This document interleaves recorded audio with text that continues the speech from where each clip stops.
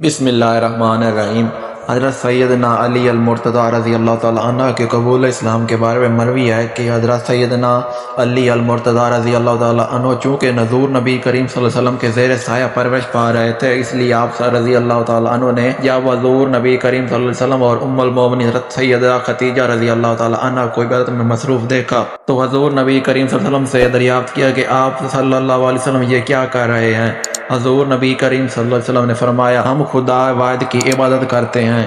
حضرت سیدنا علی المرتضیٰ رضی اللہ تعالیٰ نے دریافت کیا، یہ کیسی عبادت ہے؟ حضور نبی کریم صلی اللہ علیہ وسلم نے فرمایا، یہ اللہ کا دین ہے اور اللہ نے مجھے اپنے دین کی تبلیغ اور لوگوں کی رشد و ہدایت کے لیے چنا ہے، اور میں تمہیں اسی اللہ واحد لا شریک پر ایمان لانے کی دعوت دیتا ہوں۔ حضرت سیدنا علی المرتضیٰ رضی اللہ تعالیٰ عنہ نے جب حضور نبی کریم صلی اللہ علیہ وسلم کی بات سنی تو حیران ہو گئے اور پوچھا کہ میں نے پہلے کبھی اس دین کے بارے میں کچھ نہیں سنا، اس بارے میں فیصلہ کرنا مشکل نظر آتا ہے، اس لیے میں اس بارے میں اپنے والد سے مشورہ کرنا چاہتا ہوں۔ حضور نبی کریم صلی اللہ علیہ وسلم نے فرمایا، علی تمہیں اس بات کا حق حاصل ہے، لیکن ابھی تم اس بات کا ذکر کسی اور شخص سے نہ کرنا۔